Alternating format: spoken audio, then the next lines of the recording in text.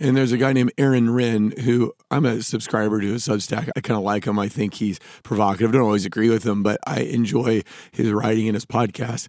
And he published an article in First Things. When was this? It was last year. 2021, 2022? It was 2022. Okay. So he published an article in First Things, and he posited that we have moved as a culture from a positive world into a neutral world and now into a negative world. And that was his explanation of why we feel so much tension, because the world has changed.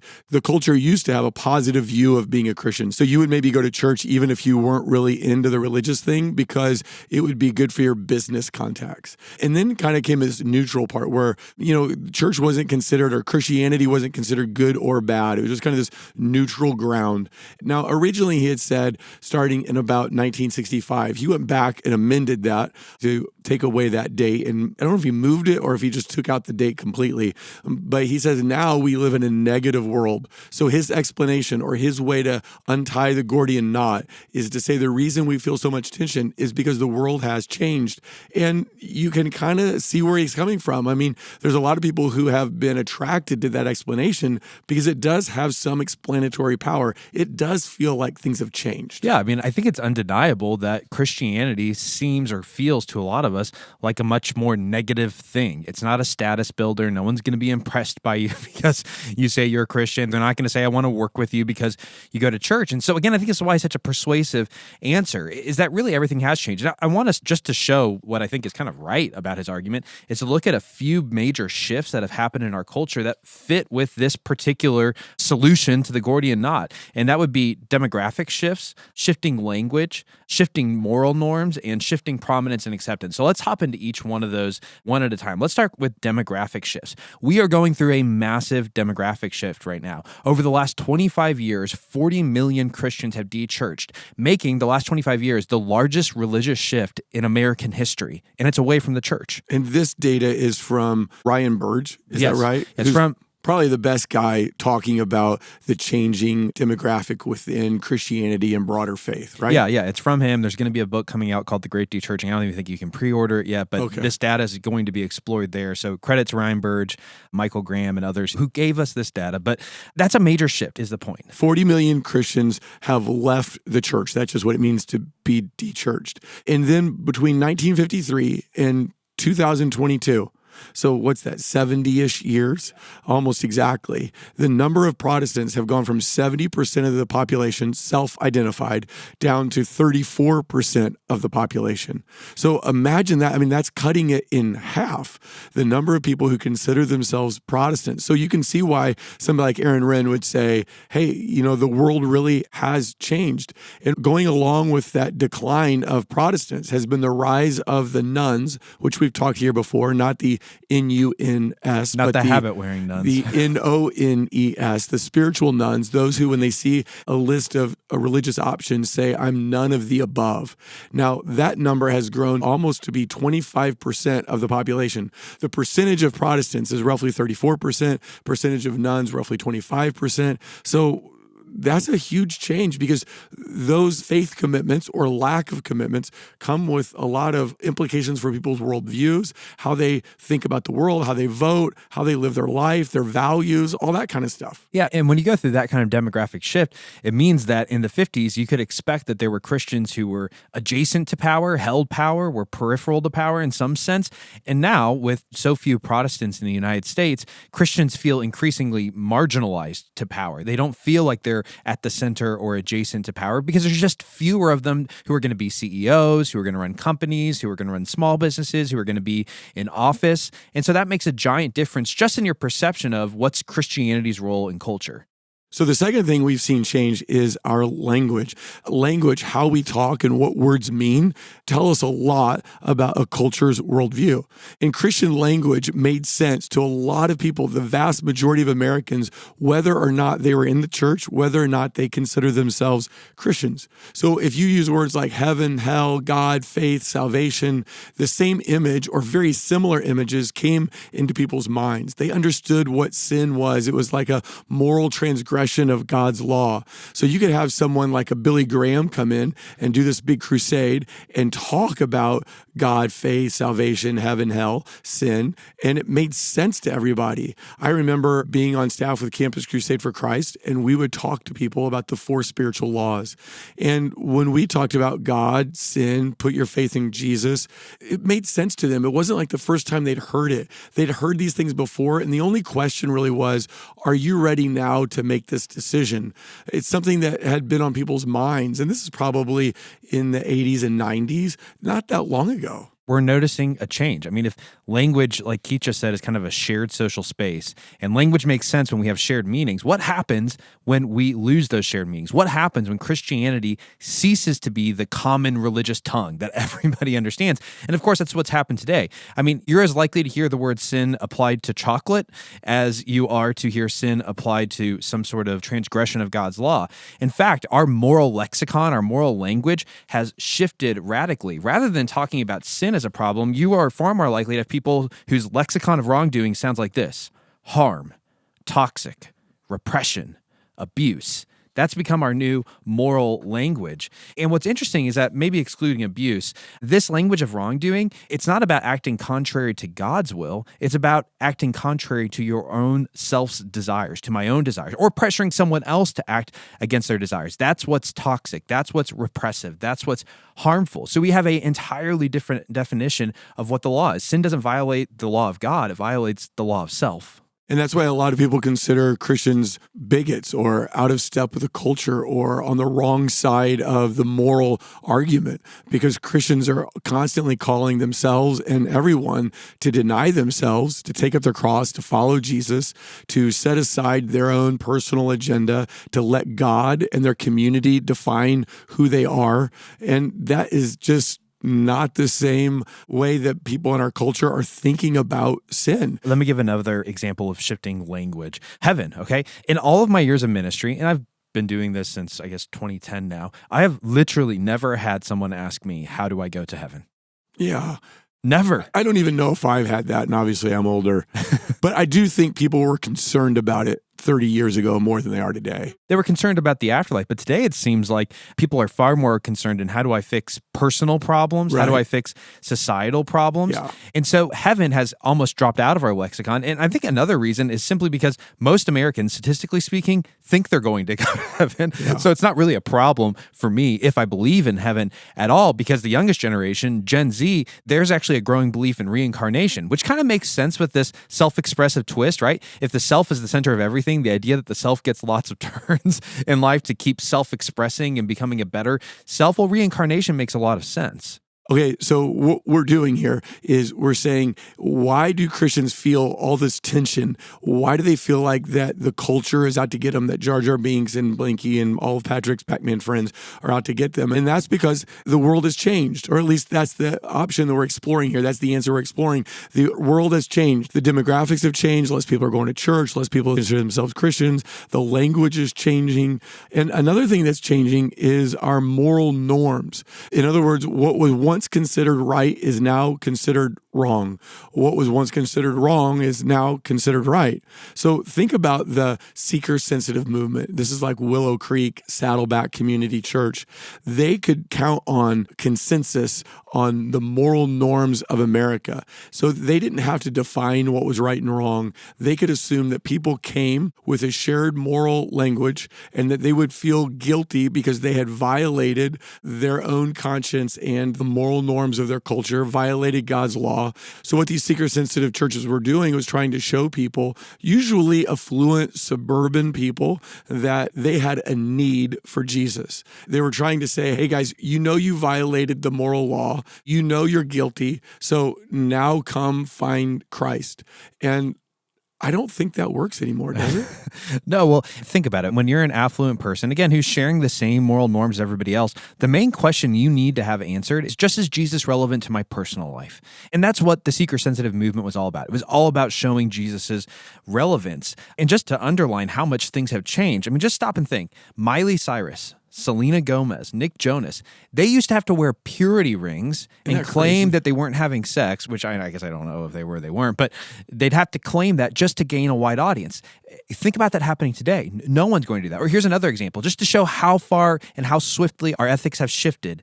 Go back 15 years ago, and you couldn't be elected to the presidential office without holding a traditional view of sex and gender and marriage. People easily forget that when Obama was elected, he was against same-sex marriage. It was in 2008, his first term, right? By his second term, he changed. He changed. And the transgender conversation wasn't even on the map. No one's even talking about it. But now, all of a sudden, to hold that view, to hold to a traditional sex ethic, to hold to a traditional view of gender is seen as being backwards. And that's in a very short period of time. Well, just think back under President Clinton, so not that long ago, 20 years ago-ish, Congress passed and President Clinton signed the Defense of Marriage Act, which was a statement that marriage was only between one man and one woman. It was something that would have come out of the focus on the family handbook.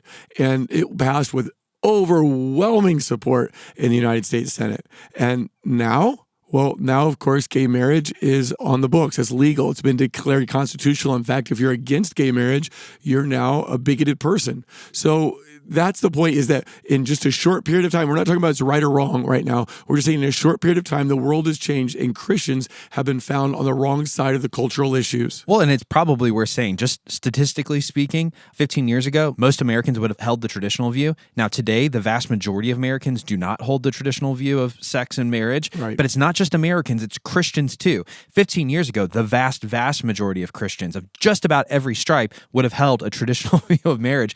And today, now, it's actually slightly over a majority of Christians hold to a non-traditional view of sex and marriage. So it's not just the world out there that's shifting, Christianity's shifting. This goes back to Aaron Renn's point. We now live in a negative world. So standing up against the majority in this particular issue means that you're going to be attacked. So we've talked about shifting demographics, shifting language, shifting moral norms. Let's move on to our very last one, shifting prominence and acceptance. To make this point, let's go back to 9/11. The Twin Towers have fallen. The nation is mourning. It's in crisis. They don't know what to do. We've watched people jump out of buildings to their death. It's horrific. And the nation has this big memorial service in Washington, D.C. to mourn and lament and pray through all this. And who's included in that? Well, none other than America's pastor, Billy Graham. He has a prominent role, and other faith traditions did too. Fast forward 10 years later to an anniversary of 9/11, and what do you find? No Billy Graham, no faith leaders present in that service. Why? Well, because faith now has become a negative. Another illustration of the point, which if you listen to our intro, you've probably heard many times, Alexandria Ocasio-Cortez summed up the view of many, not all, but the view of many during a House Oversight Committee meeting. And she said, the only time religious freedom is invoked is in the name of bigotry and discrimination. I don't think most Americans would quite go that far, but she's definitely articulating a view that Aaron Renn is responding to, that, again, Christianity isn't positive, it isn't neutral, it's a negative thing. It's something that needs to be resisted and perhaps attacked to defend the common good of our country. You were asking earlier why the school district in Arizona said that the students from Arizona Christian University could no longer serve as student teachers there. And inside that article, there's a quote by one of the school board members, and she's talking about how every child should have a great opportunity when they come to school. And this is a quote from her. She said, "When I go to Arizona Christian University's website, and I'm taking this directly from their website, it says this." Now, she's quoting the website here. "Above all else, be committed to Jesus Christ, accomplishing his will and advancing his kingdom on earth as it is in heaven." Now, we hear that and we think, yeah, that's what I want to do. I want to live for Christ and advance his will. Sure, that's what I want to do. Then she continues reading from the website of the Christian school, and it says this: "Part of our values are influence, engage, and transform the culture with the truth by promoting the biblically informed values that are foundational to Western civilization, including the centrality of family, traditional sexual morality, and lifelong marriage between one man and one woman." Now, remember, back in the 90s, President Clinton had signed the Defense of Marriage Act, which said that marriage was between one man and one woman. Now, in 2022, to say that marriage is between one man and one woman is to have your school barred from sending student teachers into a school district. Wow, things have changed. They really have changed. And I think that's why what Aaron Renn wrote went viral and has become a paradigm for many pastors, many thought leaders who are trying to untie that Gordian knot to explain why are we feeling so much tension between our faith and our culture. It went viral because it's so persuasive, because it's describing something true. We have gone through dramatic demographic, linguistic, ethical, and prominence shifts for Christians in America. And that's part of what Aaron Renn is saying. That's why you are feeling the tension. So, of course, we have to beg the question, has he untied the Gordian knot? Has he accomplished his said goal? Well, it might surprise you after hearing this much is that Patrick and I are going to disagree with Aaron Renn. After we tried to make the case and to say he's got a lot of really good points, we're ultimately going to disagree with him, not because we don't agree with him that we live in a negative world. Yeah, we definitely live in a negative world. That is undeniable. When people say you don't live in a negative world, and there are people who've responded to him and said that, I said, well, you have completely missed the ship. Yeah. We live in a negative world. Where we disagree with them is that if we ever lived in a positive world, that we never lived in a world where to be an Orthodox Christian and to speak the truth of Christianity was welcomed by the culture. It's not that we disagree about the negative world, it's that we disagree with the positive world. I think there's a perspective that we can take that will help us see through this, I'd say, distortion that we ever lived in a positive world. I mean, I would just call it revisionist history, because at the end of the day, that's my main problem with Aaron Renn. He has spun the history in the past with half-truths, because it is true that America, we already said it, everything about used to once upon a time be demographically mostly Christian, share moral values, and share a kind of religious language. All that's true, but that doesn't mean, like you just said, that it was a positive world to be a Christian. And so let's just go through some examples here. The most obvious one that I think comes to mind for most people is just Black experience in America. There are many Black Christians throughout history who have felt a profound tension between their faith and their culture, who have felt profoundly out of place following the ethics and the law and the rule of God's kingdom. They felt out of place because they did that. Again, I can just come up with countless examples. You can think about Equiano, who was a slave who was brought from Africa to America. And on that slave ship, he was actually converted to Christianity. He has this amazing description of God's grace coming into his heart and transforming him from the inside out. But when he arrives in America, he's obviously arriving as a slave. And while he eventually wins his freedom, he uses his freedom to speak out against the evils of slavery in America. In other words, he felt profound friction, profound tension between his experience as a slave and the American nation he lived in, which was enslaving people.